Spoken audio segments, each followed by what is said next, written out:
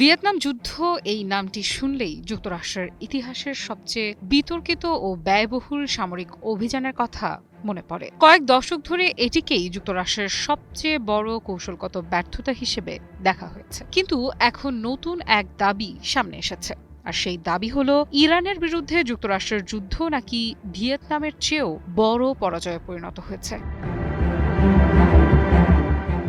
শুনতে অবাক লাগলেও এমন মন্তব্য করেছেন আন্তর্জাতিক বিষয়ক প্রভাবশালী সাময়িক ফরেন পলিসিতে প্রকাশিত এক বিশ্লেষণের লেখক পল মুসগ্রেভ। তিনি কাতারের জর্জটাউন বিশ্ববিদ্যালয়ের রাষ্ট্রবিজ্ঞান বিভাগের সহযোগী অধ্যাপক। তার মতে, ইরান যুদ্ধ শুধু একটি সামরিক সংঘাত নয়, বরং এটি এমন একটি ঘটনা যা যুক্তরাষ্ট্রের মৌলিক জাতীয় স্বার্থ এবং বৈশ্বিক অবস্থানকে সরাসরি ক্ষতিগ্রস্ত করেছে। কিন্তু কেন তিনি এমন কথা বলছেন? পল মুসগ্রেফের যুক্তি হল, ভিয়েতনাম যুদ্ধে যুক্তরাষ্ট্র শেষ পর্যন্ত সামরিক ও রাজনৈতিকভাবে কাঙ্ক্ষিত লক্ষ্য অর্জন করতে পারেনি। তবে সেই যুদ্ধের পরও ওয়াশিংটন বৈশ্বিক নেতৃত্ব ধরে রাখতে সক্ষম হয়েছিল। এমনকি পরবর্তী সময়ে স্নায়ুযুদ্ধেও যুক্তরাষ্ট্র বিজয়ী হয়। অর্থাৎ ভিয়েতনাম যুদ্ধ ছিল বড় ধাক্কা, কিন্তু তা আমেরিকার বিশ্ব নেতৃত্বকে শেষ করে দিতে পারেনি।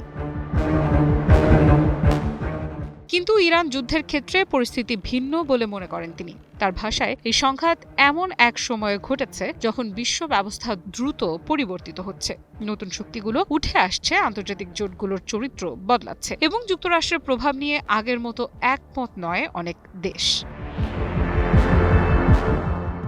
নিবন্ধে তিনি ইরান যুদ্ধকে প্রেসিডেন্ট ডোনাল্ড ট্রাম্পের শুরু করা একটি পছন্দ নির্ভর যুদ্ধ হিসেবে উল্লেখ করেছেন। অর্থাৎ এমন একটি সংঘাত যা সরাসরি অস্তিত্বগত হুমকির কারণে নয়, বরং রাজনৈতিক সিদ্ধান্তের ফল হিসেবে শুরু হয়েছিল। আর সেই সিদ্ধান্ত শেষ পর্যন্ত যুক্তরাষ্ট্রের জন্য রাজনৈতিক এবং সামরিক দুই ক্ষেত্রেই সমস্যার কারণ হয়েছে বলে দাবি তার।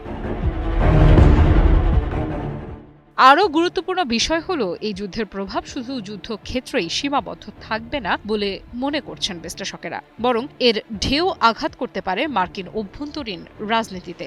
কারণ প্রতিটি বড় যুদ্ধের পর একটি প্রশ্ন সামনে আসে, এই যুদ্ধ থেকে দেশটি কি পেল? আর যদি সেই প্রশ্নের সন্তোষজনক উত্তর না থাকে, তাহলে রাজনৈতিক চাপও বাড়তে থাকে। একই সঙ্গে আন্তর্জাতিক অঙ্গনেও এর প্রভাব পড়তে পারে। বহু দেশ এখন নতুন করে মূল্যায়ন করতে পারে যুক্তরাষ্ট্রের শক্তি, নেতৃত্ব এবং কূটনৈতিক সক্ষমতাকে। বিশেষ করে মধ্যপ্রাচ্যের সাম্প্রতিক ঘটনাগুলো অনেক রাষ্ট্রকে ভাবতে বাধ্য করছে, ভবিষ্যতের বিশ্ব রাজনীতিতে কার ওপর নির্ভর করা সবচেয়ে নিরাপদ হবে। তবে এখানেই শেষ নয়। সবচেয়ে বড় প্রশ্ন হলো, ইতিহাস কি সত্যি ইরান যুদ্ধকে যুক্তরাষ্ট্রের জন্য ভিয়েতনামের যুদ্ধের চেয়েও বড় ব্যর্থতা হিসেবে মনে রাখবে, নাকি সময়ের সঙ্গে সঙ্গে এই মূল্যায়ন বদলে যাবে? আমাদের উঠে দাঁড়াতে হবে। স্পিড, সকল অন্যায়ের বিরুদ্ধে রুখে দাঁড়ানোর এনার্জি পার্টনার। এই প্রশ্নের উত্তর এখনই দেওয়া সম্ভব নয়, কারণ বড় যুদ্ধের প্রকৃত প্রভাব অনেক সময় বছর কিংবা দশক পেরিয়ে স্পষ্ট হয়। ভিয়েতনাম যুদ্ধের ক্ষেত্রেও তাই হয়েছিল। ইরান যুদ্ধের ক্ষেত্রেও হয়তো আমাদের আরও অপেক্ষা করতে হবে।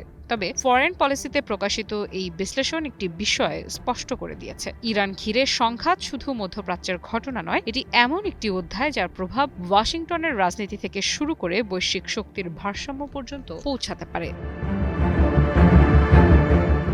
আফরিদা ইফরাত, নিউজ 24।